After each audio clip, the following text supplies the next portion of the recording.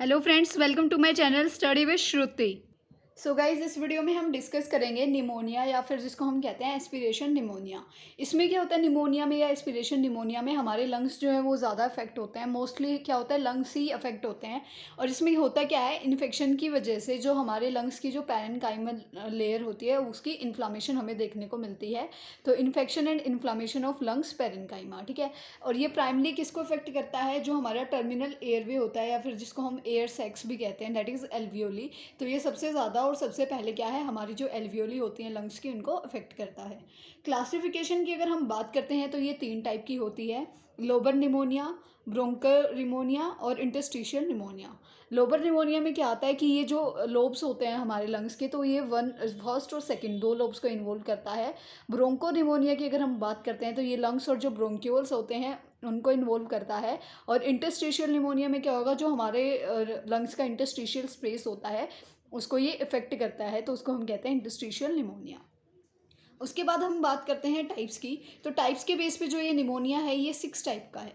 सबसे पहले आता है कम्युनिटी एक्वायर्ड। कम्युनिटी एक्वायर्ड क्या होता है, ये विद इन 48 आवर्स हो जाता है। अडल्ट्स में किसकी वजह से होता है, जो स्टेप्टोकोकस निमोनिया है उसकी वजह से। इन्फेंट में अगर हम बात करते हैं तो जो रेस्पिरेटरी साइनेटल वायरस होता है उसकी वजह से। और ओल्ड एज में HIV इन्फ्लुएंजा की वजह से जो है ये देखने को मिलता है। और कम्युनिटी एक्वायर्ड मीन्स कि जो हम अगर कहीं कम्युनिटी में रहते हैं वहाँ पे किसी को है, तो उसकी वजह से हमें विद इन 48 आवर्स वो हमें हो गया है। उसके बाद आता है नोजोकोमियल और hospital acquired. Sign and symptoms जो भी अकर होने होते हैं वो हमें 48 आवर्स में दिख जाते हैं, मतलब हम हॉस्पिटलाइज हुए हैं ड्यू टू सम कंडीशन, और उसकी वजह से विद इन 48 आवर्स हमें कहीं से निमोनिया जो है हॉस्पिटल से लग गया है और वो हॉस्पिटल में एडमिट होने के बाद लगा है, तो उसको हम नोजोकोमियल या फिर हॉस्पिटल एक्वायर्ड निमोनिया कहते हैं। और इसके जो सिम्टम्स हैं वो विद इन 48 आवर्स हमें दिखने शुरू हो जाते हैं कि पेशेंट को निमोनिया है। उसके बाद थर्ड आता है वेंटिलेटर एक्वायर्ड। वेंटिलेटर, जब हम एक पेशेंट जो है वो वेंटिलेटर पे है, ड्यू टू दैट वेंटिलेटर जो सिस्टम होता है उसकी वजह से अगर उसको निमोनिया हो गया है, तो ये क्या है, जो माइकोप्लाज्मा होता है उसकी वजह से ये ज़्यादा होता है। अनकॉन्शियस पेशेंट है, कोई एस्पिरेशन का केस हो गया है, सिक्रीशन चला गया है लोअर रेस्पिरेटरी ट्रैक्ट में, तो उन सब की वजह से जो है यहाँ पे वेंटिलेटर एक्वायर्ड निमोनिया जो है वो देखने को मिलता है। और साउंड्स की अगर हम बात करें इसमें, तो कैसी क्रैकल और रेहल साउंड आएगी जब इंस्पायर करेगा पेशेंट, और रोंकी साउंड आएगी जब पेशेंट क्या करेगा, एक्सपायर करेगा। और जब हम डायग्नोस करते हैं तो हमें क्रैकल फ्रीमिटस साउंड जो है वो सुनती है। और इसकी प्रिवेंशन कैसे कर सकते हैं, हम बेड को एलिवेट कर सकते हैं 30 डिग्री से ज़्यादा। उसकी वजह से क्या होगा, प्रॉपर सेक्शनिंग हम कर पाएंगे। अगर कोई प्रॉब्लम है तो हम प्रॉपर सेक्शनिंग दे सकते हैं, उसी के साथ साथ हम सेडेटिव भी दे सकते हैं। बेड को अगर हम एलिवेट करते हैं तो जो है हमारा जो ऑक्सीजन का पाथवे होता है वो क्लियर हो जाता है। अगर हम उसको सेमी फाउलर या फाउलर पोजीशन दे देते हैं पेशेंट को, जिसकी वजह से क्या होगा, समटाइम्स क्या होता है, जो हमारा बैक्टीरिया वगैरह होता है वो बाहर आ जाता है विद एयर जो हम एक्सहेल करते हैं, ठीक है। तो इसकी वजह से वो एक केस हो सकता है। उसके साथ साथ हम DVT को भी प्रिवेंट कर सकते हैं, डीप वेन थ्रोम्बोसिस, और पेप्टिक अल्सर्स को भी यहाँ पे हम प्रिवेंट कर सकते हैं। फोर्थ आता है एस्पिरेशन। एस्पायर कर लिया है पेशेंट ने कुछ, वो अनकॉन्शियस पेशेंट था, ड्यू टू विच कुछ एस्पिरेशन हो गया है, तो उसकी वजह से किसी सिक्रीशन के एस्पायर करने की वजह से, या कोई ऐसा कोई वहाँ पे एयर में ऐसा मतलब निमोनिया का कोई बैक्टीरिया वगैरह एयर में था जो अंदर चला गया, एक्सपायर कर लिया है, तो वो जो कंडीशन होती है, वो जो निमोनिया होएगा वो होएगा एस्पिरेशन निमोनिया। उसके बाद नेक्स्ट आता है हाइपोस्टेटिक निमोनिया। जो हाइपोवेंटिलेशन हो जाती है पेशेंट की हाइपोक्सिया की वजह से या हाइपोवेंटिलेशन की वजह से, तो वो जो देखने को मिलता है उसको हम कहते हैं हाइपोस्टेटिक निमोनिया। उसके बाद the last one is chemical pneumonia. क्या होता है, जब भी हम कोई टॉक्सिक केमिकल इनहेल कर लेते हैं, कोई कहीं फैक्ट्री में वर्क करता है, वहाँ पे बहुत सारे केमिकल्स होते हैं जो टॉक्सिक होते हैं बहुत ज़्यादा, तो अगर ऐसा कोई किसी केमिकल के कांटेक्ट में आ गया है और उसने वो केमिकल इनहेल कर लिया है जिसकी वजह से उसको निमोनिया हो गया है, तो इस केस को हम कहते हैं केमिकल निमोनिया।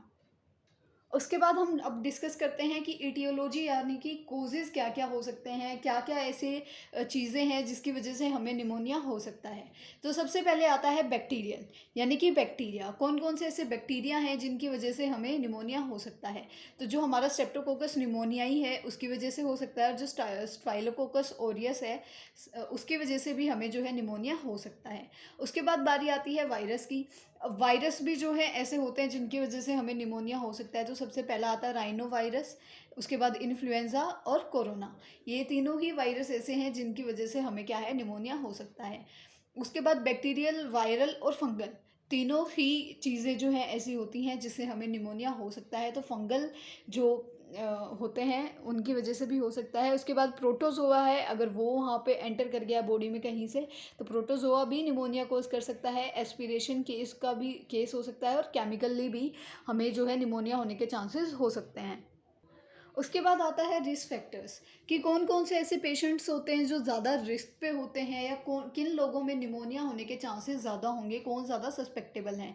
तो सबसे पहले आता है इम्यूनो कॉम्प्रोमाइज्ड पेशेंट, यानी कि जो पेशेंट इम्यूनो कॉम्प्रोमाइज्ड है, जिसका इम्यून सिस्टम पहले से ही बहुत ज़्यादा वीक है, तो वो लोग ज़्यादा सस्पेक्टेबल होते हैं। बिकॉज अगर कोई भी वायरस या बैक्टीरिया या कोई फंगल उनके अंदर एंटर कर गया है, तो उसकी वजह से क्या होगा, पहले ही उनकी बॉडी में इतनी हिम्मत नहीं थी कि वो उससे फाइट कर सके, और वो जो बैक्टीरिया है वो जाके उसको और ज़्यादा क्या करेगा, और ज़्यादा डिजीज़ कोज करने की कोशिश करेगा, और वो पेशेंट को क्या है, जल्दी से ही डिजीज़ कोज हो जाएगी।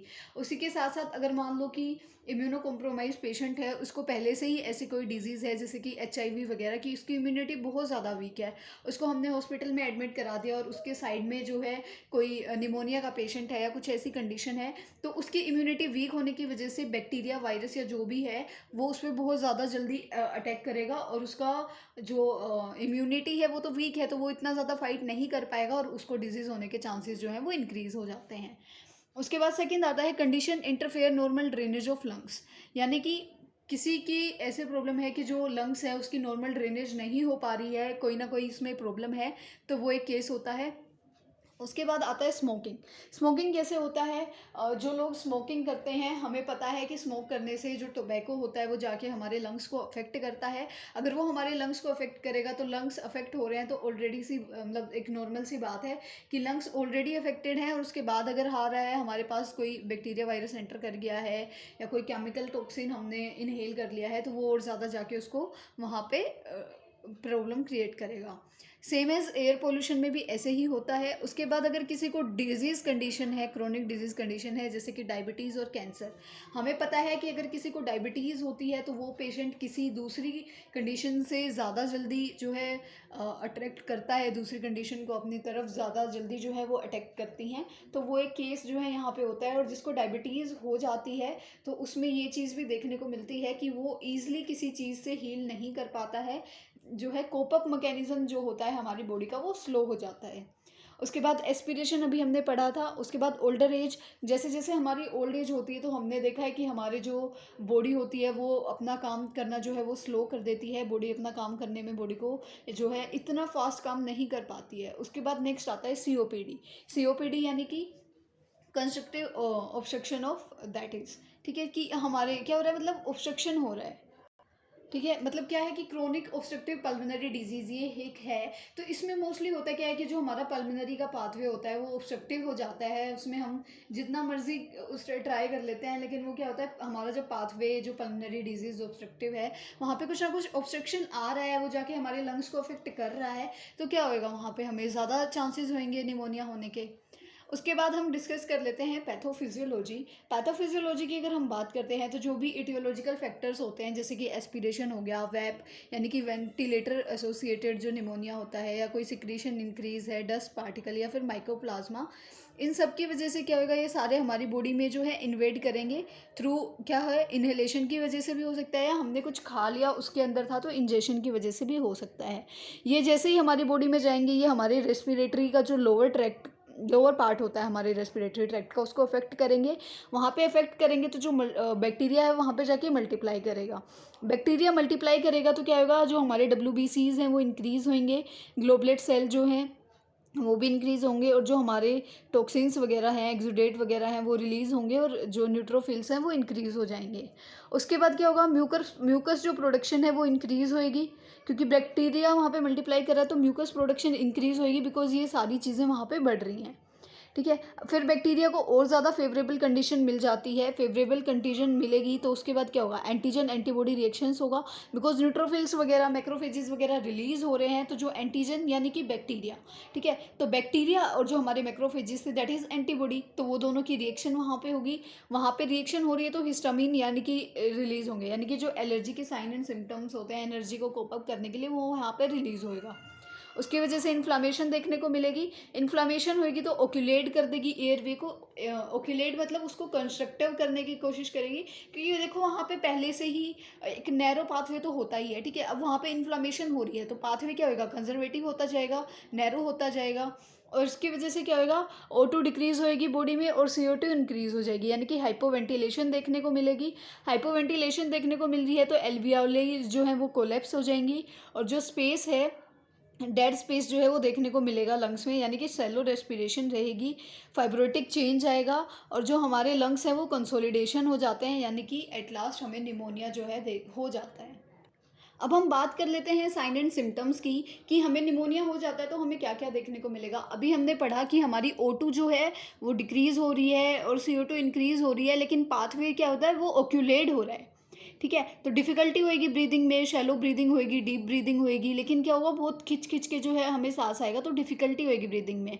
उसके बाद हमारी हार्ट बीट जो है बहुत ज़्यादा रैपिड हो जाएगी। इन्फेक्शन हो रहा है, इन्फ्लामेशन हो रही है तो फीवर जो है वो देखने को मिलेगा। प्रोडक्टिव कफ होएगी, बिकॉज अंदर इन्फेक्शन है और वो लंग्स को जाके क्या कर रहा है, लंग्स में जाके इन्फेक्शन और क्रिएट कर रहा है, तो वहाँ पे एब्सेस बनेगी, यानी कि पस फॉर्मेशन होएगी, और वहाँ पे क्या होएगा, जो हम कहते हैं स्पूटम बनेगा, तो क्या होएगा, प्रोडक्टिव कफ होएगी, यानी कि कफ में स्पूटम आएगा। उसके बाद हमें टैकीपीनिया देखने को मिलेगा, चेस्ट पेन जो है वो देखने को मिलेगा, बिकॉज वहाँ पे चेस्ट में कंजेशन हो रहा है, हमें सांस लेने में प्रॉब्लम हो रही है, तो वहाँ पे क्या है, हमें चेस्ट पेन देखने को मिलेगा। लेजल फ्लेयरिंग रहेगी और बहुत ज़्यादा फटीगनेस जो है हमें देखने को मिलेगी। उसके बाद हम बात करते हैं कि हम कैसे डायग्नोज करेंगे इस चीज़ को। तो सबसे पहले हम क्या है, हिस्ट्री कलेक्ट करेंगे पेशेंट से, उसकी फिजिकल एग्जामिनेशन करेंगे। उसके बाद हम चेस्ट एक्सरे कराएंगे, उसमें क्या है, हमें पैचेस देखने को मिलेंगे, यानी कि वहाँ पे अलग अलग हमें पैचेस सीन होंगे लंग्स में, जिसकी वजह से हमें पता चलेगा कि हाँ, और ये एक तरीके से कन्फर्मेटरी टेस्ट होता है जब हमें पैचेस सीन होते हैं एक्सरे में। चेस्ट की रेडियोग्राफ्स करा सकते हैं, स्किन टेस्ट करा सकते हैं, ब्लड और यूरिन टेस्ट करा सकते हैं, और पल्मोनरी फंक्शन टेस्ट जो है वो हम करा सकते हैं, और लंग्स फंक्शन टेस्ट भी हम करा सकते हैं, ठीक है, LFT। मैनेजमेंट की अगर हम बात करते हैं तो हम गैस का जो एक्सचेंज है उसको मेंटेन करने की कोशिश करेंगे, बिकॉज हमें दिख रहा है कि O2 बहुत ज़्यादा डिक्रीज़ हो रही है और CO2 इंक्रीज़ हो रही है, तो हम कोशिश करेंगे कि CO2 बॉडी से बाहर निकल पाए और O2 बॉडी में ज़्यादा जा पाए। उसके बाद जो भी इन्फेक्शन है, जो भी ये क्रिएट कर रहा है, हम उसको ट्रीट करने की कोशिश करेंगे कि हम उसको जल्दी से जल्दी ठीक कर पाएँ। एंटीबायोटिक थेरेपी देंगे, ऑक्सीजन थेरेपी देंगे, एनाल्जेसिक्स दे सकते हैं पेन वगैरह के लिए, हाइड्रेशन थेरेपी देंगे, और नेज़ल डिकंजेस्टेंट जो है हम पेशेंट को प्रोवाइड करेंगे। अब निमोनिया हो गया है तो निमोनिया के बाद फर्दर वो और किस चीज़ की कॉम्प्लिकेशंस उसको हो सकती हैं और क्या वो लीड कर सकता है, तो उसकी वजह से हमें शोक और रेस्पिरेटरी फेलियर देखने को मिल सकता है, प्लूरल इफ्यूजन देखने को मिल सकता है, और सुपर इन्फेक्शंस भी जो है हमें देखने को मिल सकते हैं बिकॉज ऑफ निमोनिया।